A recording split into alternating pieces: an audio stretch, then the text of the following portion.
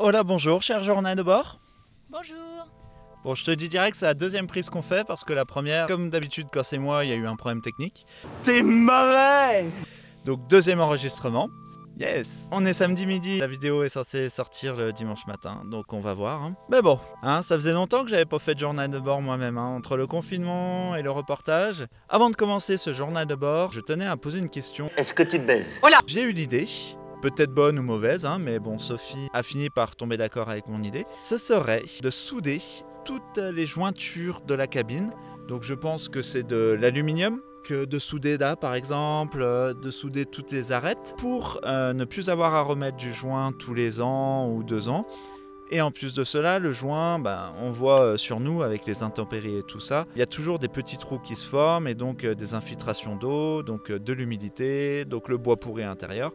Au moins, si c'est soudé comme il faut, on n'aurait plus ces problèmes. Est-ce que c'est une bonne idée? Est-ce que c'est viable? Est-ce que c'est faisable? Est-ce qu'il y aurait des contraintes techniques qu'on ne connaît pas? Est-ce qu'il faudrait faire ça par un professionnel ou est-ce qu'on pourrait le faire nous-mêmes avec le bon matériel?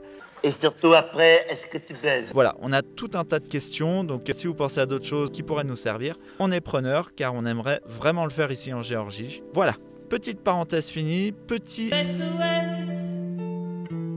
d'intérieur en détresse. Lancé, nous allons commencer ce journal de bord de notre dernière semaine.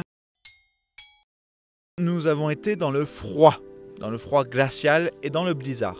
Bon, je sais pas si c'était vraiment un blizzard parce que je sais pas vraiment à quoi ressemble un vrai blizzard, mais pour moi c'est tout comme parce qu'il y avait un vent exceptionnel, de la neige qui était gelée. Oui, bon, la neige c'est jamais vraiment chaud, hein, mais pour le coup la neige c'était pas du grêlon. C'était pas de la neige, c'était une neige gelée, ouais, c'était du grésil, mais très froid. Je sais pas. En tout cas, le camping-car s'était transformé en igloo, vraiment. On n'avait jamais vu ça, gelé de partout. Enfin bon, pour ceux qui seraient perdus avec tout ce qu'on vient de raconter, même en Géorgie, on est quand même en mai. Donc savoir que c'est censé être bientôt l'été. Donc malgré ce temps qu'on peut dire un temps esquimau, nous sommes quand même sortis nous promener car nous avons un chien qui a besoin de se promener parce qu'il y a vraiment beaucoup d'énergie en lui. Même si en ce moment ce n'est pas le cas, mais on y reviendra. Donc nous assumons. Et malgré qu'il vente, qu'il neige ou qu'il pleuve des hommes, nous sortons.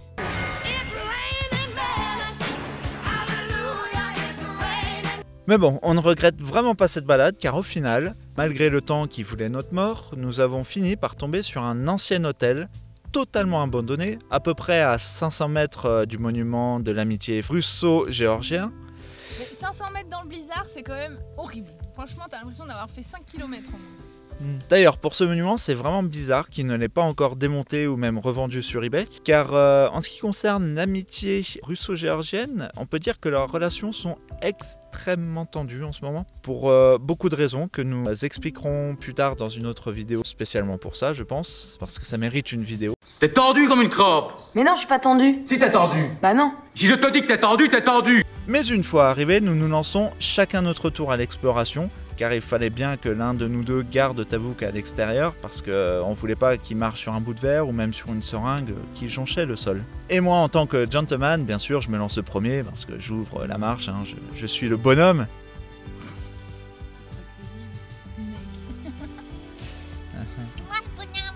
Ouais, c'est toi le bonhomme, ouais.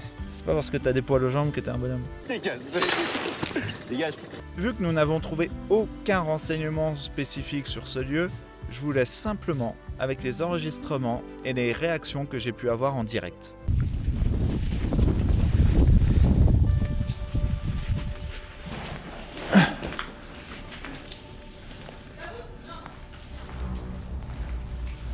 Oh, fin Dieu, le plafond. Ah, c'est glauque. Ça, si c'est pas de l'amiante.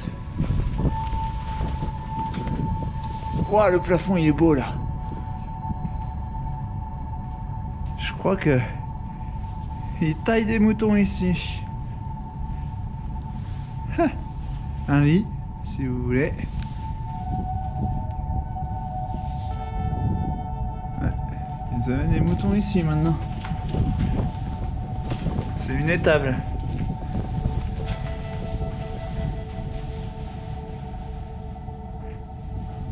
Chambre avec salle de bain. Ouais, elle était grande la chambre. Ah, il y a des bottes. Ah, une chambre fermée. Numéro 102. La chambre 102, s'il vous plaît.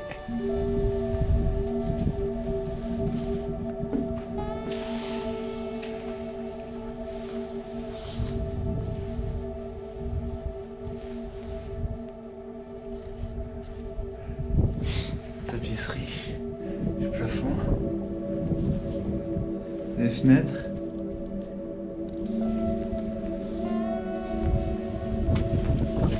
Hop, et on referme la chambre 102. Chambre, oula, 113.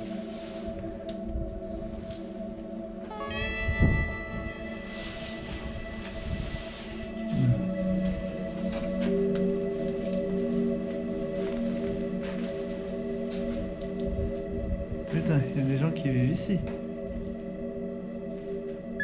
Ouais.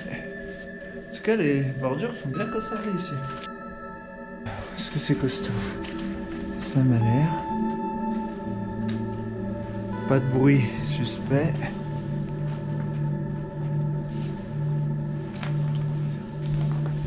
Monter les escaliers avec de la neige. Pourtant, il y a un plafond, hein. Ouah, le lustre! Ah, magnifique.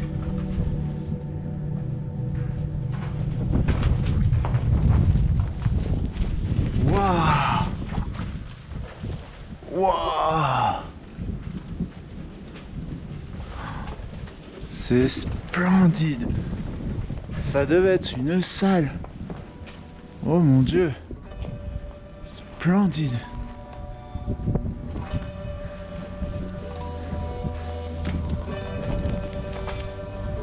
Regarde ça. La charpente.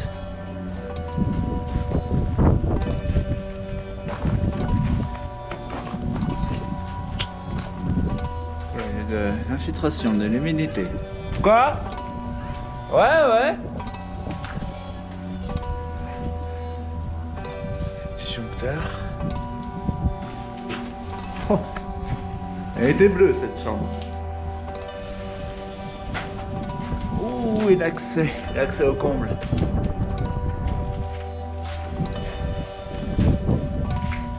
Là, au bout c'était les chiottes, salle de bain.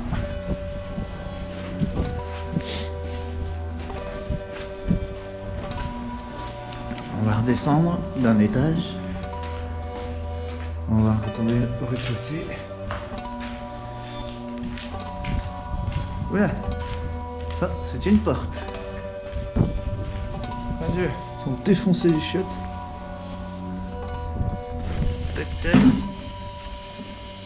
Tu auras retenu que je ne suis pas un trouillard et que j'ouvre les portes qui sont fermées. Moi, j'ai pas ouvert.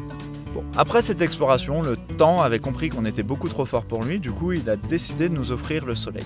Mais bon, en fait c'était un cadeau empoisonné car la nuit, quand il n'y a pas de nuages, la chaleur s'en va et nous avons eu jusqu'à moins 7 degrés cette nuit-là. Le lendemain, après que la neige et la glace aient un peu fondu quand même, nous avons repris la route pour aller encore plus au nord, encore plus dans le Caucase, parce que Sophie avait trouvé sur internet une église qui était perchée dans la montagne et que c'était très beau, donc il fallait qu'on aille voir ça. Sur le chemin, on traverse des tunnels, et au début on fait « Purée, ils sont giga sombres ces tunnels !» En plus, le sol est vraiment défoncé quoi. Seulement, on a compris plus tard que ces tunnels étaient là en cas d'avalanche de neige, et du coup on a dû prendre presque tous les tunnels parce que toutes les routes étaient recouvertes par des mètres et des mètres de neige. En gros, au début, dans le premier tunnel qu'on rentre, quand il y a de la neige, en fait, ça t'éblouit vachement les yeux. Et dans le premier tunnel qu'on est rentré, on voyait rien et on croyait que nos phares avaient encore pété parce que quand il pleut, bah en fait, ça fait sauter des trucs. Et en fait, on voyait rien du tout. Donc moi, j'étais avec la lampe torche à essayer d'allumer le tunnel pour que les gens ne foncent pas dedans. Mais en fait, il marchait, c'est juste qu'on voyait rien. Du coup, c'était trop ça. On a même croisé des flics avec notre lampe torche. Nous avons monté une côte juste extraordinairement difficile pour le Lascar. Mais il a réussi quand même. Une fois arrivé sur place, c'était bien parce qu'on était seuls. Alors que normalement à cet endroit-là, c'est blindé de monde d'ailleurs. Il y a des parkings, un parking immense en haut, un gros parking en bas, il y a des parkings un peu de partout. Et là, on était seuls. N'importe quoi ça. Donc on a pu profiter pour prendre des photos de partout, sauf à l'intérieur, car c'est interdit. Mais bon, on était vraiment dégoûtés de ne pas avoir de drone, parce que à cet endroit-là, franchement, des images en drone, ça aurait été juste dingue. Une dinguerie. Chose à savoir, c'est que cette église a été construite au XIVe siècle, et que si on avait été des petits filous, on aurait pu tirer sur la corde et faire sonner les cloches, mais bon, on n'est pas des petits filous. Alors Sophie, dis-nous à quoi servait l'église? En fait, en cas d'attaque, ils prenaient les trésors de Mshreta, le grand monastère, je crois, de Mshreta, et ils mettaient les trésors dedans parce que c'est tellement excentré que ça craint rien. Et Mshreta, on y est allé, je vous rappelle, c'était là où on avait vu un mariage et qu'on n'avait rien compris parce que les gens tournaient en rond. Merci. Après avoir visité un peu tout ça, nous prenons une petite toilette sur le parking, vu qu'on était seuls, et nous faisons tout le chemin arrière, et même pour revenir à Ananouri, le village, tu sais, où on est resté 2 mois d'autoconfinement. Donc une fois arrivés sur place, nous retombons sur une des petites chiottes, chiot féminin, donc je pense que c'est chiotte, hein, toute contente de nous voir, qui avait malheureusement bien maigri depuis qu'on était parti, donc on lui redonne à manger un petit peu. Et puis, vint ce maudit jeudi 14 mai. Maudit surtout pour Tavouk, et un peu pour nous, car ce jour-là, nous perdions la confiance de Tavouk, et aussi ses couilles. Nous arrivons devant chez le veto. Il n'y a que Sophie qui peut l'accompagner, car à cause du coronavirus, on ne peut pas rentrer à 2 chez le vétérinaire. Sophie, raconte-nous un petit peu. T'as en mettre dans les fesses.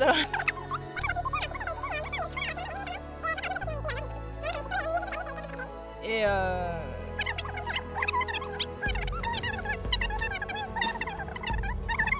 il a secoué un peu la queue.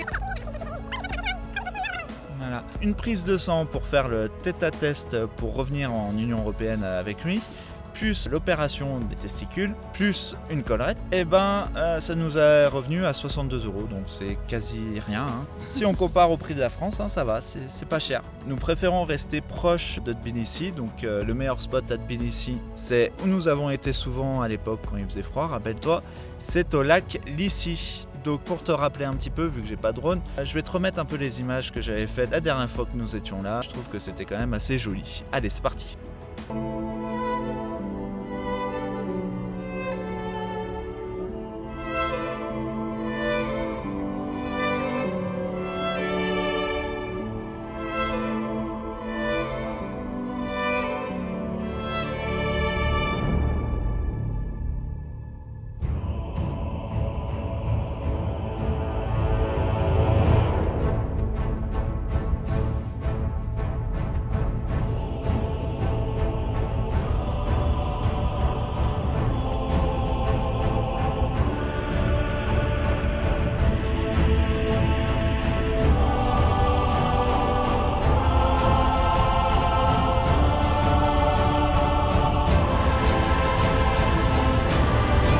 Et donc là tu verras que la différence principale c'est que tout est vert maintenant.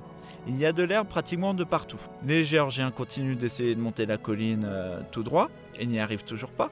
Ça ne changera pas. Ce qui est dommage c'est que le Tavouk est vraiment très faible, il n'ose même pas marcher. On a hâte vraiment qu'il redevienne comme avant, à ce qu'on puisse l'engueuler parce qu'il essaye de bouffer une bouse de vache. C'est pas une semaine extrêmement riche en événements, mais très forte en émotions pour Tavouk quand même. La semaine prochaine, normalement, l'idée de Sophie, c'est que nous allons voir des ours.